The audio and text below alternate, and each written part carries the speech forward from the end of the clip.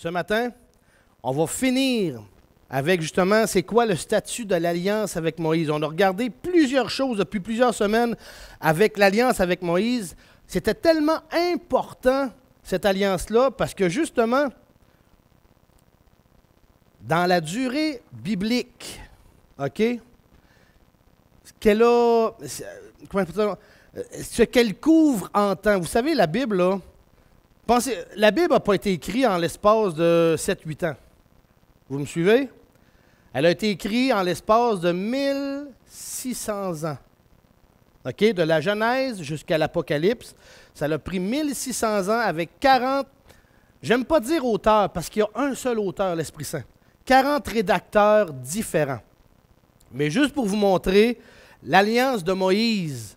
On a vu, vous savez, il y a quelques semaines, on a fait le tour pour vous montrer comment juste le contrat en soi, comment que ça prenait, comment que ça couvrait de pages, hein? De Exode 19 jusqu'à Deutéronome, chapitre 26, verset 28. Hein? Vous vous rappelez de ça? On l'avait fait même montrer l'épaisseur des papiers. Bien, j'aimerais qu'on puisse passer, on va montrer maintenant combien de temps l'alliance avec Moïse a perduré par rapport à la Bible. Ouvrez la parole de Dieu à Exode 19, s'il vous plaît, et mettez votre doigt à Exode chapitre 19. C'est la page 96. OK, vous avez votre doigt là, ouvert à la Exode 19. Et maintenant, gardez votre doigt là.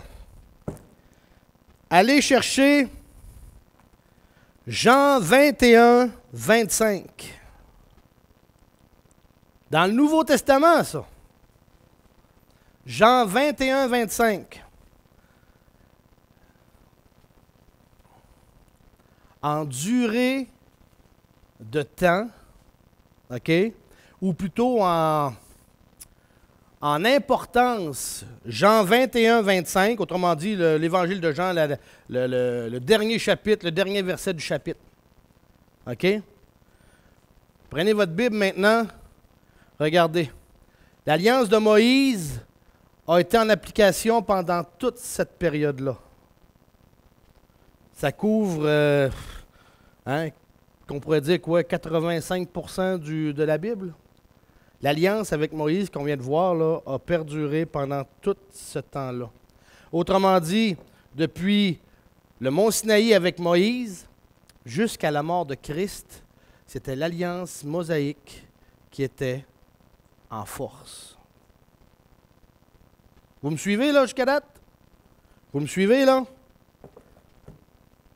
Ça, c'est pendant toute la période. Dans cette période-là, on voit toute l'histoire d'Israël, on voit les prophètes qui sont là, on voit la lignée royale, David, Salomon et tous les rois qui ont suivi. Et dans cette période-là, il y a la déportation dans l'histoire d'Israël, il y a le retour, la reconstruction du temple et ainsi de suite. Tout ça, et même l'annonce de la venue du Messie, car Jésus a vécu pendant l'alliance mosaïque. Quand Jésus parle dans les évangiles, ils sont encore sous l'alliance mosaïque. Ils ne sont pas sous la nouvelle alliance.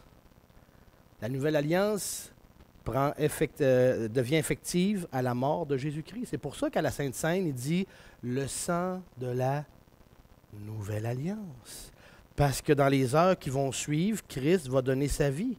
Son sang sera versé Et là, les clauses de la nouvelle alliance dans laquelle on est aujourd'hui vont prendre effet. Maintenant, ça va jusqu'à date? Oui. Qui? Il est mort 120 ans. 120 ans sur le mont Nebo. Dieu l'a pris. OK. Donnez-moi une petite seconde, le temps que je place mon PowerPoint. Vous êtes toujours dans Exode. Allez, Exode 19, Exode chapitre 19, verset 3, s'il vous plaît.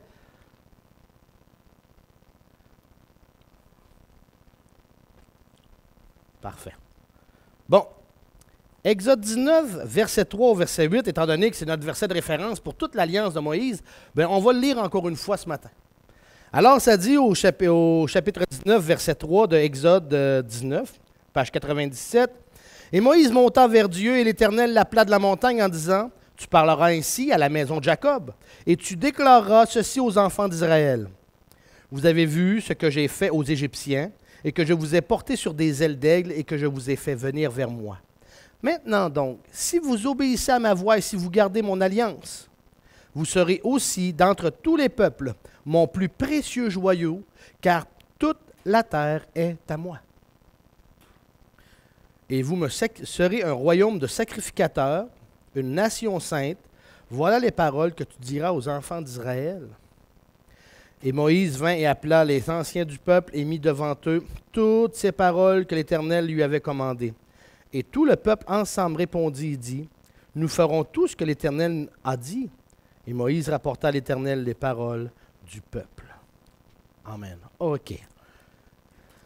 Ce matin, comme je viens de le dire, on touche à notre dernière portion de l'alliance avec Moïse. On va regarder ce qu'il y en est au niveau des statuts. Autrement dit, l'état actuel concernant l'alliance. Qu'est-ce qu'il y en est?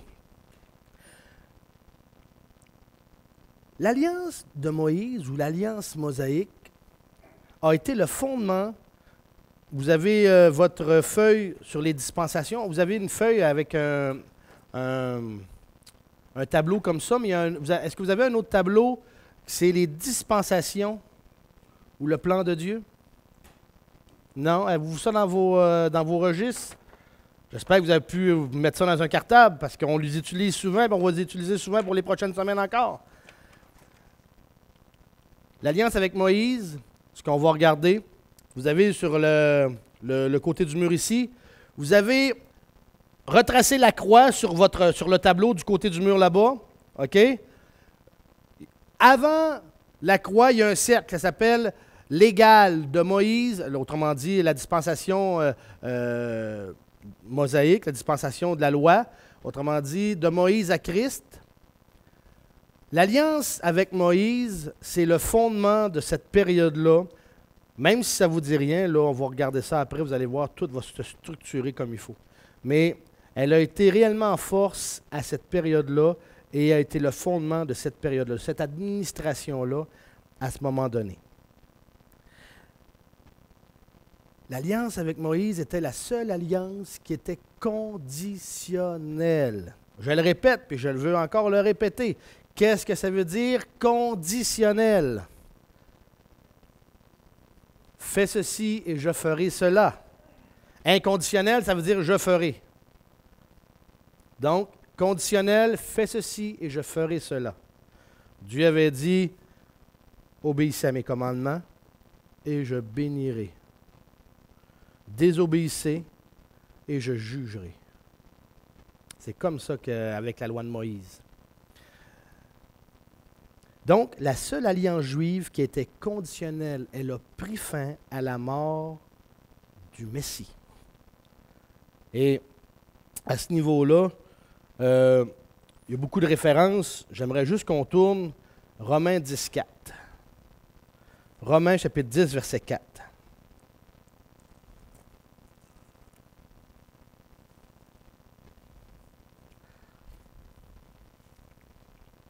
Romains 10, 4. Juste un exemple.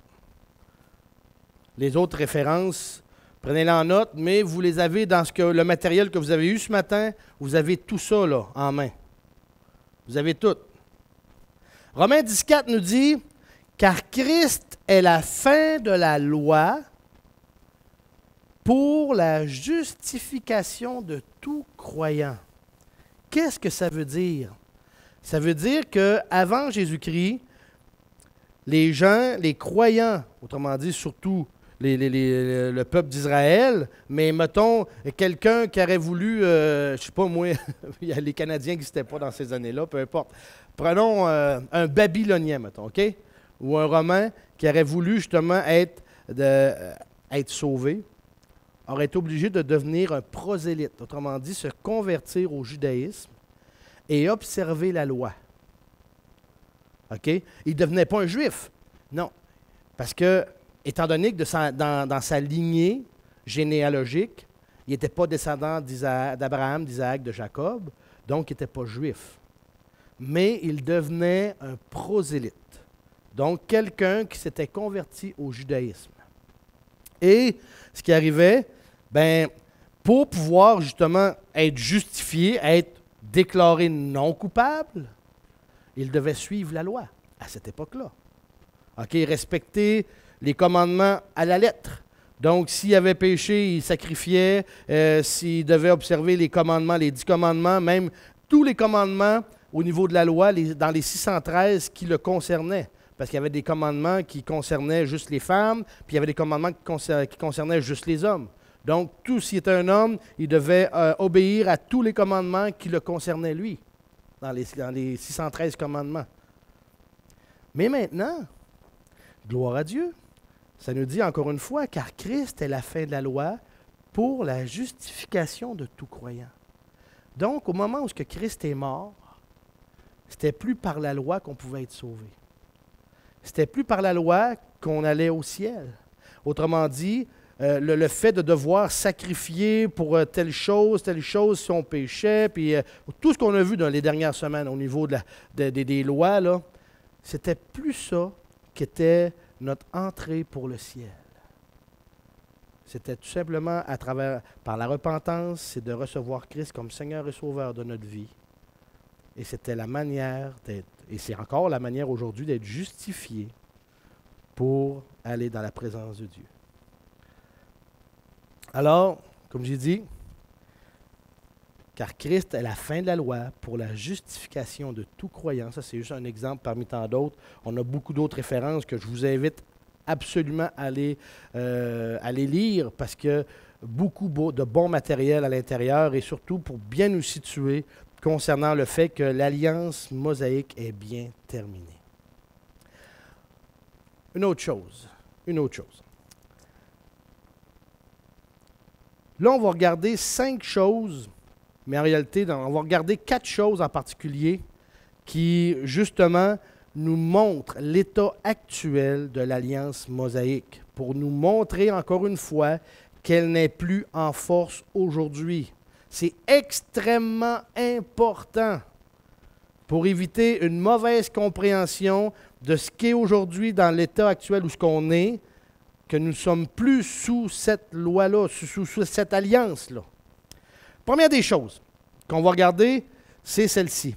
Le principe unitaire de la loi de Moïse.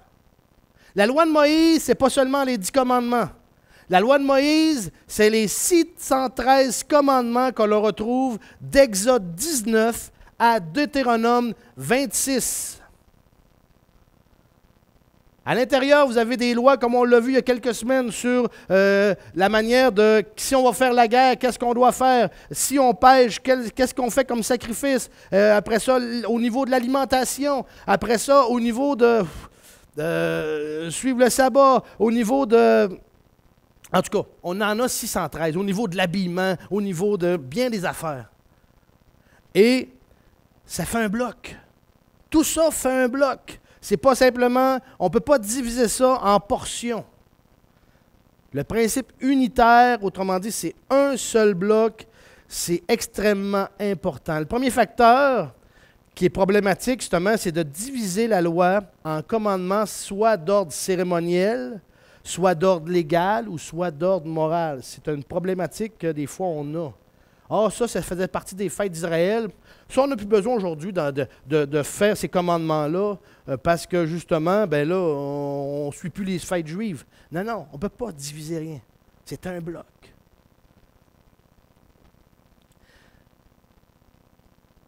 Il faut voir et comprendre justement que le croyant est libéré autant des commandements d'ordre cérémoniel que légal, que moral, même à ce niveau-là, pour la justification. Mais on va voir plus loin. L'Écriture, ou plutôt la loi mosaïque, est un bloc. Les 5 premiers livres de la Bible, en hébreu, on appelle ça la Torah. Et la Torah est toujours annoncée au singulier. Ça peut être banal, mais ça démontre justement le fait que c'est un bloc uni, soudé ensemble. La Torah. Et ça concerne toujours justement les 613 commandements. Et quand on parle justement des 613 commandements, on nomme toujours ça par la loi. Pas les lois, la loi. Alors, la loi de Moïse forme un tout qui ne peut pas être divisé en parties, dont certaines seraient encore en vigueur aujourd'hui, tandis que d'autres ne le seraient plus. Ça, c'est la première chose qu'il faut retenir au niveau, justement, du statut actuel de l'Alliance.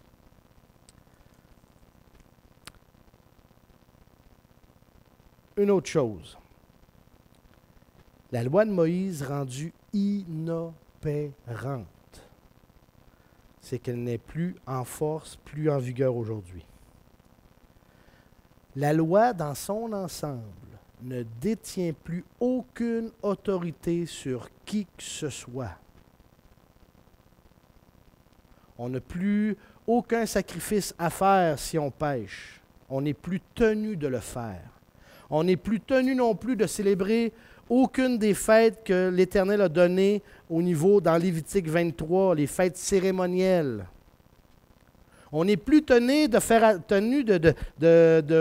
abstraction, de dire « Ah, ben là, tel aliment, j'en mange pas, tel autre aliment, je peux en manger, et ainsi de suite. » On n'est plus tenu non plus, parce que vous savez que Dieu avait donné même des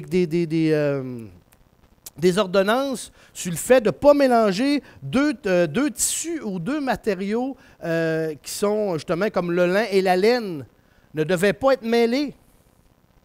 On n'est plus tenu de faire ça. Alors, toutes ces choses-là, justement, cette loi-là n'a plus aucune autorité sur nous. Et le fait d'appliquer ou non ces lois-là dans notre vie, ça ne fait pas de nous quelqu'un que Dieu va aimer plus ou va détester à cause du fait, justement, qu'elle est devenue inopérante. Regardons, on va en regarder. Il y a 8 extraits dans le Nouveau Testament qui nous parlent, mais on va en regarder seulement 2 parce que le restant du matériel est tout dans vos mains. Et prenez le temps de regarder. J'aimerais qu'on tourne dans Romains 7. Romains 7. Romains 7, versets 5 et 6.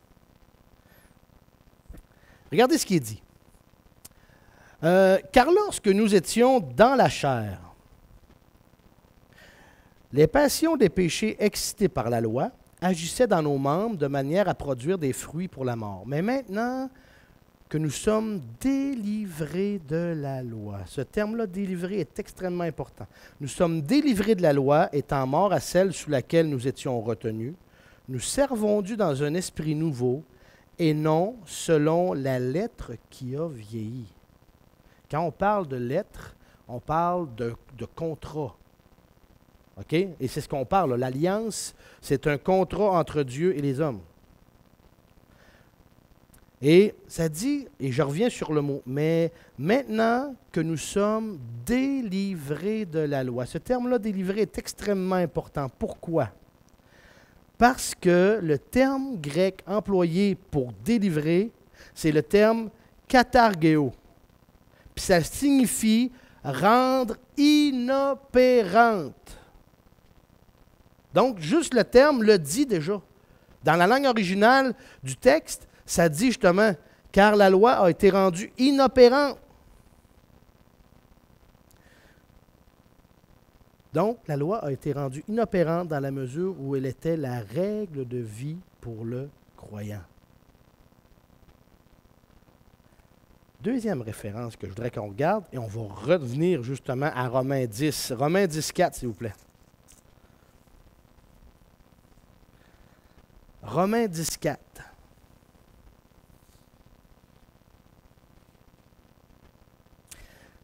Ça dit, car Christ est la fin de la loi pour la justification de tout croyant. OK? On va prendre un autre mot grec, là. Le mot grec pour fin, c'est le mot télos. Puis le mot télos veut dire... Le mot télos veut dire soit deux choses, soit abolition ou ça veut dire but. Mais ici, selon le contexte, on comprend réellement que justement, ça signifie abolition. Parce que le Messie est la fin de la loi, il n'y a donc aucune justification par la loi. Ce n'est pas en suivant la loi qu'on va être rendu non coupable. C'est impossible de la suivre, la loi. On l'a vu. En plus, la sanctification, ou plutôt la perfection, comment il faut être pour entrer au ciel? Il faut être parfait. Si moindrement qu'on a péché au moins une fois, on a besoin d'un sauveur. Hein? C'est pour ça que Christ, il était parfait, il n'a jamais péché d'aucune manière pendant sa vie, et son sacrifice a été parfait. Il était parfait, sans péché. Alors, si on n'est pas capable d'être parfait, ben, ça nous prend un sauveur. Alors, ça dit ceci, la sanctification, autrement dit d'être pur, ou la perfection ne s'obtient pas par la loi, non plus. C'est pour ça que ça nous dit encore une fois, car Christ est la fin de la loi. Étant donné que c'était impossible pour nous autres de pouvoir la suivre parfaitement, cette loi-là.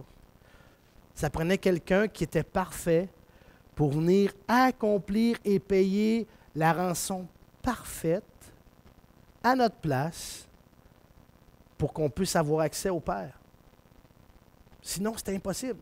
Sinon, on était entaché. On n'était même pas capable de pouvoir répondre aux normes que Dieu demandait.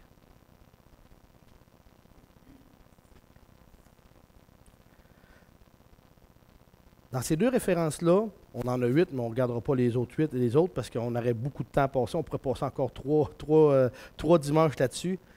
Mais on voit, juste par ces deux notions-là, que la loi est terminée, qu'elle est rendue inopérante, qu'elle est rendue inutile aujourd'hui. Maintenant,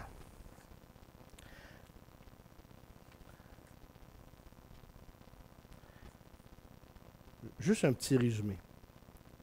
Les 8 passages en question, qu'on a vu 2, OK, dans ce qu'on vient de voir, Romains 7, puis Romains 10, 4. Si vous allez voir le matériel que vous avez entre les mains, et je vous invite fortement à aller voir le matériel en question, OK? Si on fait un résumé rapide, OK, des 8 choses, même si on en a juste vu 2, rapidement, on pourrait résumer ça comme ceci, ce qu'on peut voir à l'écran. Dans le but de résumer le deuxième point, ce qu'on a commencé, sur le statut de la loi de Moïse, nous avons appris les choses suivantes. 1. La loi est composée de 613 commandements qui ont tous été rendus inopérants. 2. Il n'existe aucun commandement qui aurait continué d'être en vigueur au-delà de la croix du Messie.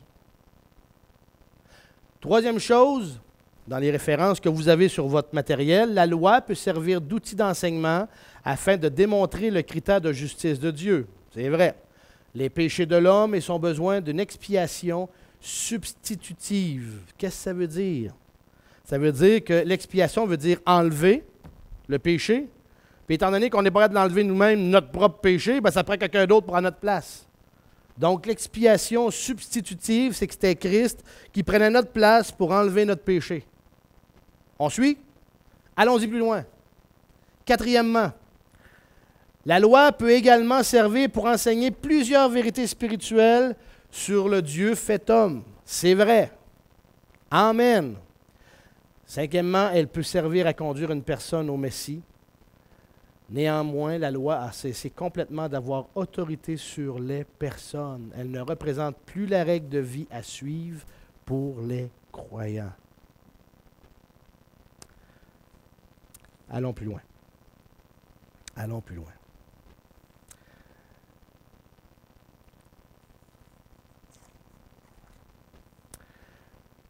On va regarder le 6e point. Le principe de liberté. Le 6e point, ou le point relatif au statut de l'Alliance mosaïque, démontre que le croyant dans le Messie est libéré de la loi de Moïse. On le répète depuis plusieurs fois ce matin. Hein? OK? Ça signifie qu'il est dégagé de l'obligation d'observer les commandements de cette loi, comme on vient de le dire.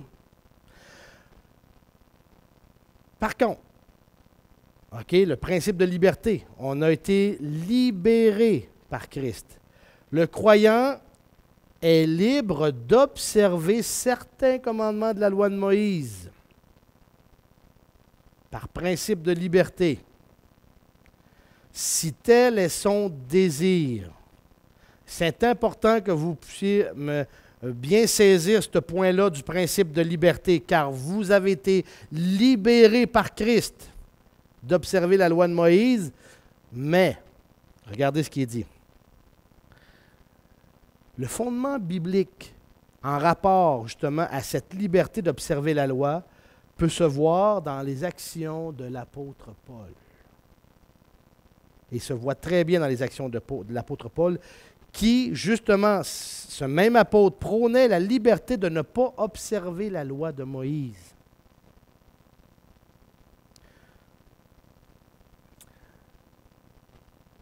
Un exemple. Quelqu'un, par désir, mettons un exemple, un juif qui devient chrétien, OK? Mais qui décide que lui, il veut continuer à ne pas manger de porc. Il ne pêche pas. Il ne pêche pas du tout. Il désire ne pas poursuivre dans cette voie-là. Quelqu'un désire de, comment je pourrais dire ça donc, d'observer le sabbat. Il ne pêche pas. Il est libre. Romains 14, s'il vous plaît. C'est extrêmement important ce passage-là. Et si jamais quelqu'un arrive et veut vous contraindre à observer certaines choses, Romains 14, s'il vous plaît.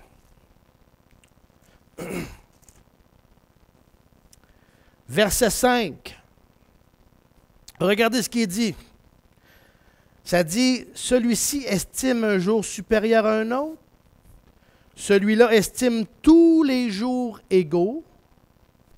Que chacun soit pleinement persuadé en son esprit. Celui qui observe les jours les observe à cause du Seigneur.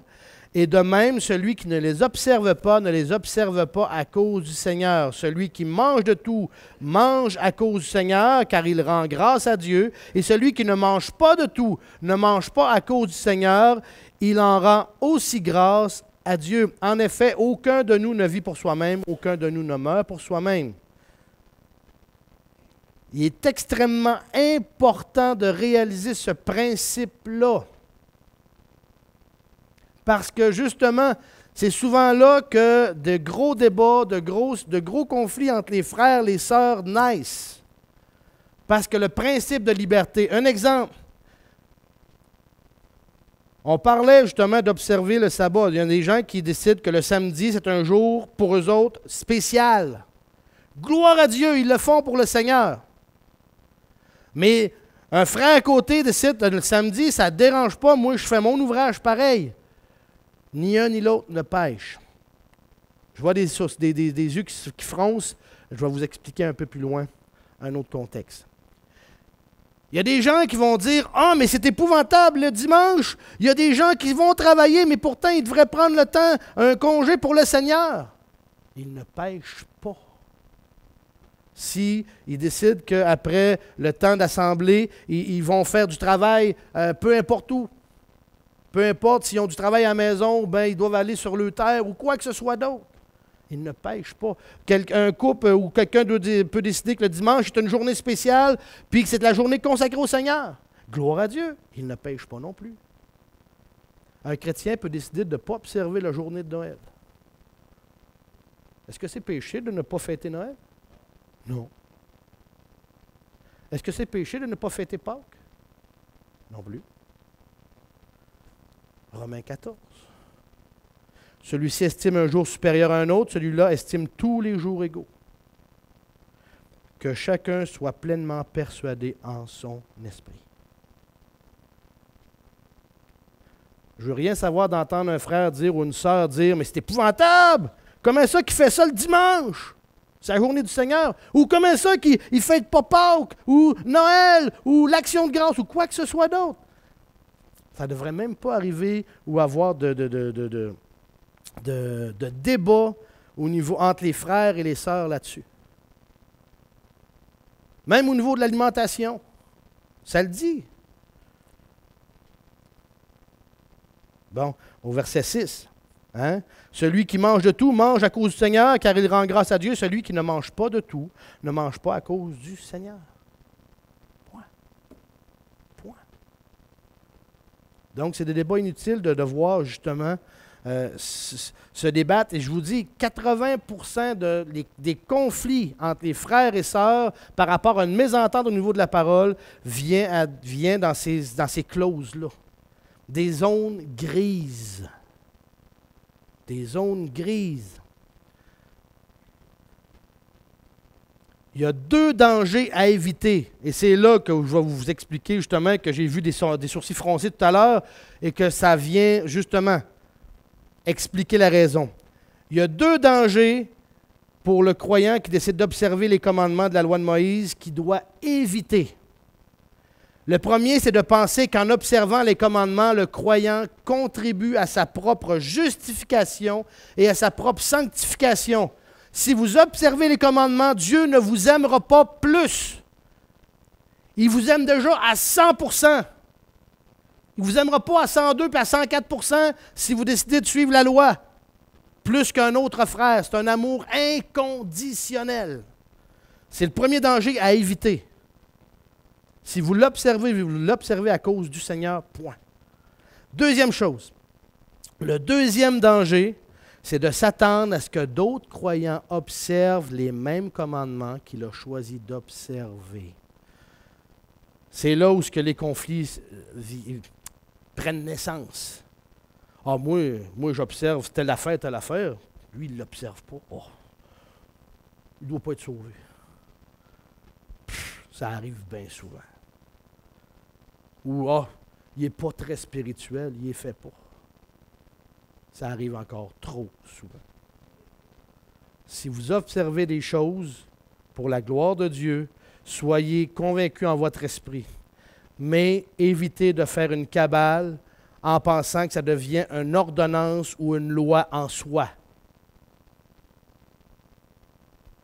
Amen? C'est la même chose. Il y a des frères et des sœurs qui viennent ici, tu sais, avec un voile. Puis la parole est un peu grise dans ça. Il y en a qui ne prennent pas de voile, puis il y en a qui prennent un voile. Je ne veux rien savoir. Chacun respecte chacun. Gloire à Dieu pour ceux qui mettent le voile pour les dames, et gloire à Dieu pour celles qui ne mettent pas le voile pour les dames. Ce n'est pas une question d'être plus sauvé ou moins sauvé. On suit jusqu'à date? Amen. OK. Alors, c'est ces 2 dangers-là qu'il faut absolument éviter. Et éviter de tomber. Pour ne pas justement tordre la parole, pour ne pas justement faire en sorte d'inventer des lois où Dieu n'a pas mis de loi. Ou inventer des ordonnances où Dieu n'a pas mis d'ordonnances. Aujourd'hui, l'alliance avec Moïse, elle est terminée. elle a pris fin à la mort de Christ et nous ne sommes plus tenus d'observer de commandements à l'intérieur de cette alliance-là. Point. Tout le monde suit? Amen. Monsieur Casavant. Les 10 commandements, tout comme la loi de Moïse, on parle des 10 commandements parce que les 10 commandements, c'est comme un peu la loi morale. Mais cette loi-là, au niveau du mensonge, de tout ça, existait même avant que Dieu donne ces commandements-là. Parce que Dieu n'a pas dit avant l'alliance de Moïse, « Ah, vous avez le droit de mentir, là. » Mais non. Comment que Dieu a nommé Satan le père du mensonge? Parce que déjà au départ, à sacré, Dieu, pas Dieu, je veux dire, mais Satan, déjà à la fondation du monde, lorsqu'il s'est rebellé contre Dieu, il a entraîné qui avec lui? Le tiers des anges, en leur mentant. Un coup d'orgueil qui a voulu dire, hey, je vais être comme Dieu. Hein? Déjà, cette loi morale-là préexistait avant. Elle n'a pas pris naissance avec, justement, l'alliance avec Moïse. Les 10 commandements, comme je vous dis, on l'observe, non pas parce qu'on va être plus aimé de Dieu, mais c'est vrai qu'elle nous enseigne, de ne pas mentir. Mais c'est vrai qu'on n'est pas obligé de suivre la loi, les 10 commandements pour savoir que mentir, c'est pas beau. Comment de parents qui ne veulent rien savoir de Dieu enseignent à leurs enfants, tu ne mens pas, tu respectes tes parents. C'est déjà préinscrit dans nos gènes. Est-ce que ça prend un commandement de Dieu pour nous enseigner ça? Non. Non. Quand on vient au Seigneur, et c'est ce qu'on va voir, c'est ce qu'on va voir, la loi de Christ, c'est quoi que Dieu a donné comme ordonnance aux hommes? Voici mon commandement, aimez-vous les uns les autres comme je vous ai aimé. Savez-vous que les 10 commandements, là, c'est justement, ça correspond carrément à la loi de Christ, qui s'en vient pour la Nouvelle Alliance, je parle. Aimez-vous les uns les autres. C'est une démonstration d'amour. Prenons les 10 commandements. Vous avez 10 commandements. Les 4 premiers concernent Dieu. Tu n'auras pas d'autre Dieu devant ma face. Tu ne prendras pas le nom de Dieu en vain. Tu respecteras le jour du sabbat, et ainsi de suite. Les 4 premiers, là, tu ne te feras pas d'image taillée. C'est quoi que ça veut dire, au bout du compte, les 4 premiers commandements, des 10 commandements? C'est d'aimer Dieu de tout notre cœur, de toute notre âme, de toute notre force. Puis les 6 suivants, tu ne tueras point, tu ne commettras point d'adultère, tu ne mentiras point, tu ne convoiteras point. C'est quoi que ça veut dire? C'est démontrer de l'amour envers notre prochain. C'est carrément les 10 commandements, c'est la démonstration d'amour envers Dieu et envers notre prochain. C'est la loi de Christ mise en application. Tu aimeras, justement, dans Jean chapitre, là je ne l'ai pas de mémoire, Jean chapitre 14, je crois, au niveau des commandements que Dieu a donnés, que Jésus a donnés plutôt. Jean chapitre 13, excusez, ça dit au verset 34, « Je vous donne un commandement nouveau, c'est que vous vous aimiez les uns les autres, comme je vous ai aimé, vous vous aimiez aussi les uns les autres. C'est à ceci que tous reconnaîtront que vous êtes mes disciples, si vous avez de l'amour les uns pour les autres. » Les 10 commandements, c'est ça. C'est ça. Est-ce que ça nous prend une loi pour faire ça? C'est pas par le fait de suivre les 10 commandements qu'on va être sauvé. C'est ça que ça veut dire. C'est la fin de la loi pour la justification du croyant. OK. On vient de passer rapidement sur le statut de la loi de Moïse. Qu'est-ce qu'elle en est aujourd'hui? Est-ce qu'elle est en force ou non? Est-ce qu'il y a des choses encore à observer à travers la loi de Moïse? On vient de voir que non, elle a pris fin. Elle était conditionnelle. On va poursuivre la semaine prochaine avec l'alliance du pays. Des bénédictions que Dieu a promis à Israël en particulier sur le territoire actuel au niveau de ce qu'on voit au Moyen-Orient. Il y a une grandeur de pays que Dieu a promis à Israël. Et il y a des choses que Dieu a promis à Israël encore à ce niveau-là sur le territoire. Et c'est ce qu'on va regarder la semaine prochaine. Mais la loi de Moïse, comme je vous ai dit, avec le matériel que vous avez en main, j'ai même pas, on va vous dire là, j'ai même pas utilisé, on pourrait dire, il reste encore beaucoup de matériel que je n'ai pas, qu'on n'a pas enseigné en avant ici, que vous avez dans votre matériel papier entre les mains. Et je vous invite à passer au travers et à faire le tour. Parce que ce sont des choses dans lesquelles vous devriez être à l'aise de fonctionner. Amen? OK. Y a d'autres questions? Oui, Mme Saint-Cyr. Le péché, oui, c'est justement qu'on venait tout à l'heure. Oui. On ne sera pas long. OK. Ça faisait partie justement au niveau des 8 portions au niveau de la loi qui peut être rendue inopérante, mais le fait que, ça dit au 5e, elle peut servir à conduire une personne au Messie. C'est vrai. Parce que quand on prend la loi, puis qu'on sait que dans 1 Jean 3,4, la loi nous dit que le péché est une transgression de la loi. OK? C'est ça le péché. Ce n'est pas une erreur, ce n'est pas une faute, c'est une transgression de la loi, une transgression consciente de la loi. Et le péché a commencé avec Adam et Ève. On l'a vu dans la première alliance avec Adam. Qu'est-ce que Dieu avait donné comme loi à Adam? De ne pas toucher, de ne pas manger de tel arbre. C'était la seule loi qu'il avait eue, qu'il ne devait pas faire. Hein? Puis qu'est-ce qui est arrivé? Adam et Ève, le serpent est arrivé, s'est mis à les faire douter, il leur a conté un mensonge en pleine face. Ben non, vous ne mourrez pas si vous touchez, si vous goûtez. C'est pas vrai, ça. Hein? Puis consciemment, Adam et Ève ont décidé de manger du fruit. Le péché vient de la transgression de la loi. Et c'est vrai qu'au niveau de la loi, elle nous enseigne, comme dans Galates, c'est marqué. Tournez dans Galates, s'il vous plaît. Galates 3. Même si on n'est plus sous cette loi, elle nous aide, elle nous enseigne. Ça dit au verset 24, 268 dans le Nouveau Testament.